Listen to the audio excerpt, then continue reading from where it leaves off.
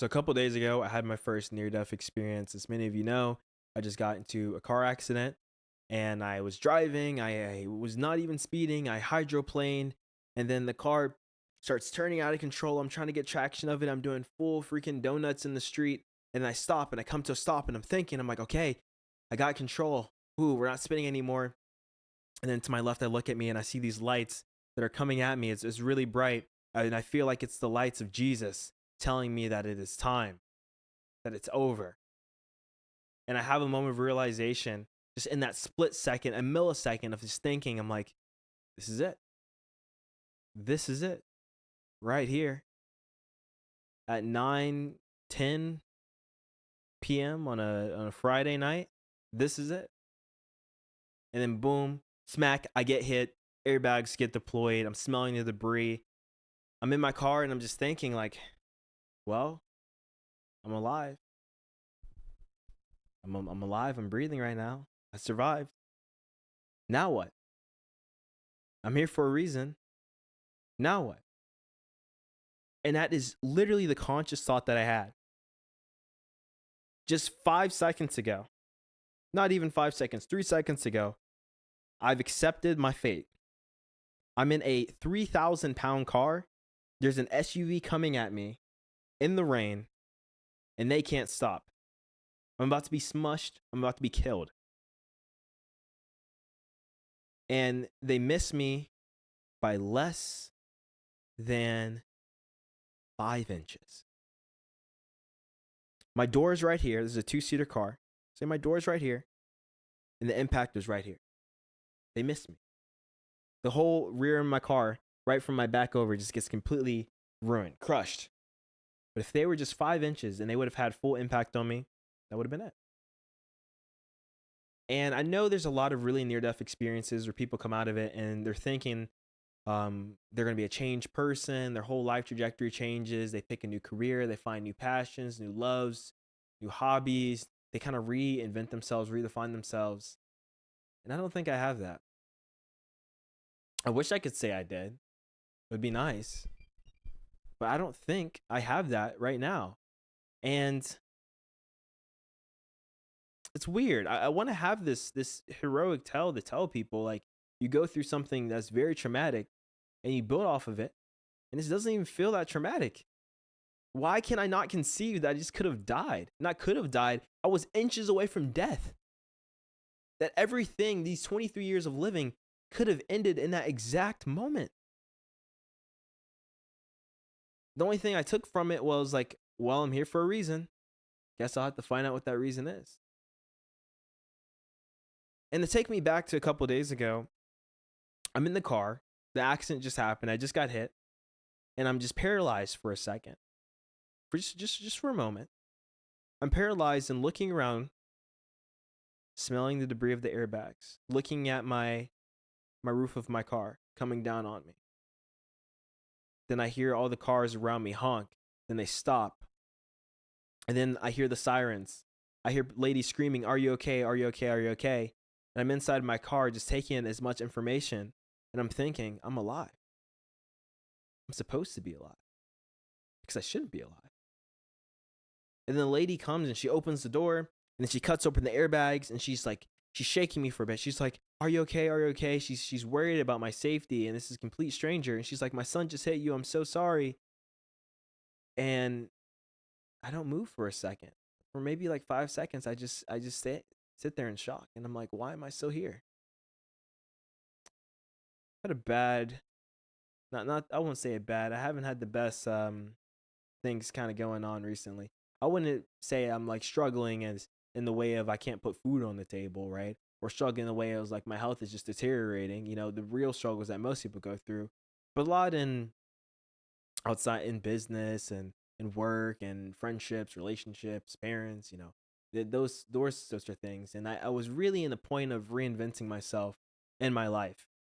I was at a point to where I realized that I need to change who I was so I can be happy, so I can get the future that I want.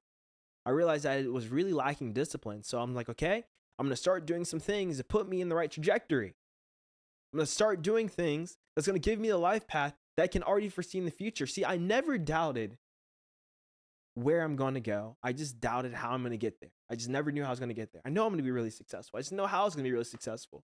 I'm already extremely successful. Everything I thought I would do, I've done a lot sooner and a lot better. All of my dreams, I keep having to dream higher because I just do it too fast. Because I believe in myself. I have that much conviction. And this is probably the first time in my life where I feel like I actually kind of worry of like, okay, this is where I've dreamed towards. Where do we go now? So I needed a pause. I needed a break. I needed a self-reflection and understanding of true individualism and self-love to really reconnect and stay grounded with who I am as a person. And this was all the week prior of the accident. So when I'm in this car and I'm thinking, and I just don't want to move, and I'm like, wow, what does this mean? God has put me in a position to where I am already uplifted, already motivated, and he still throws this at me. It's still been thrown at me. I thought I overcame this, but you still give me more to bear. See, I can't call myself a Christian, but I am very knowledgeable in religion. And I know about the book of Job. And if you don't know the story of Job, it's pretty much Job was the richest guy ever. He had everything. He had wealth. He had animals. He had a beautiful family. He was very healthy. He was loved by many. And then those things started to fade away. The wealth started to fade away. His kids got sick. He was told that he had disease so bad that you couldn't even recognize his face. His family left him, and he had nothing. He had absolutely nothing. And with him being such a good person, with him being such a loving person, a devoted to God, he went to God and he screamed at the heavens, why would you do this to me? I've been so loyal to you. I've been so faithful to you. I've always been good. And God responds with, where were you when I created the heavens and the earth? Where were you when I made the sea? Where were you when I made the animals? When I made the sun and sky, etc., etc. Now, honestly, I don't think that's a very good story. I never liked the story. I didn't like it. It's like, okay, I understand what God's saying. Who are you to question me? But why was he tested? I can't really logic it. It's a personification of exterior being, but I understand the moral. Sometimes I have to view things as a test so I can try to pass. Sometimes I have to think things that are a problem and not inevitable just so I can think of a solution. And I'm in a stage right now to where I don't know why this happened, but I do know that it did happen. And I can piece together explanations of maybe I did this in my past, maybe this is why I deserve this, but all the results happen for a reason. I do believe that. And so in this near-death experience, I come out of it not your typical just feel like different view on life. I come out of it like I'm here for a reason. Let's figure out what that reason is. Let's figure out what that reason is. Guys, I'm really vulnerable on this channel. It's been hard. It's been hard mentally. No one will ever know. My shoulder hurts so bad. Hurts so much worse than I'll ever even let the world know. Because I can't be reactive. I have to let the world be something I can conquer. I can't let it conquer me. I haven't taken painkillers because I'm too scared to get addicted to it. It's honestly the truth. And things just keep happening and crumbling down. I've been very fortunate and very blessed my entire life. Things have come to me a lot easier than most people, and I'm very grateful for that. And I've always been grateful and I've always been appreciative.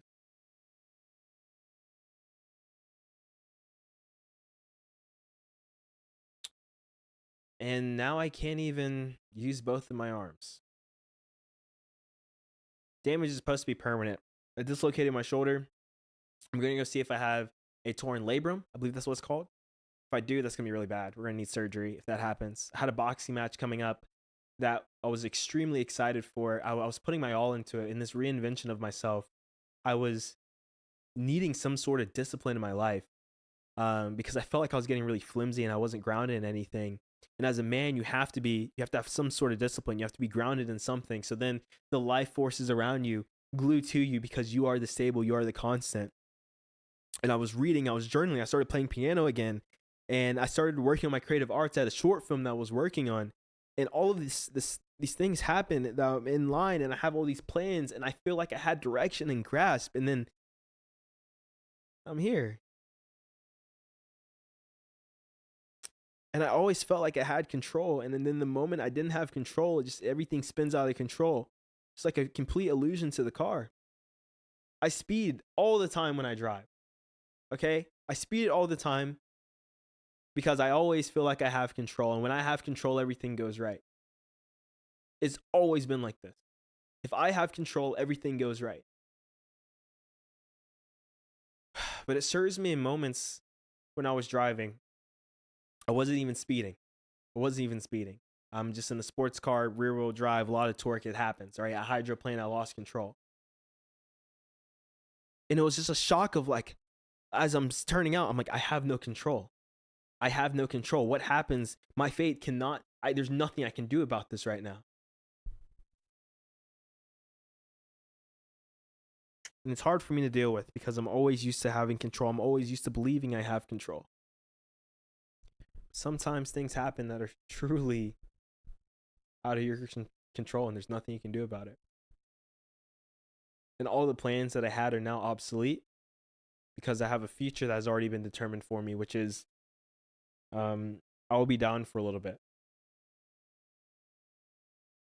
So I guess I'm making this video to maybe someone who can relate to, who's having like an issue like this. Maybe not an injury, maybe a heartbreak, maybe a loss of a job. Trust me, I feel your pain. I have felt your pain, and the best thing you can do is just treat it as a lesson.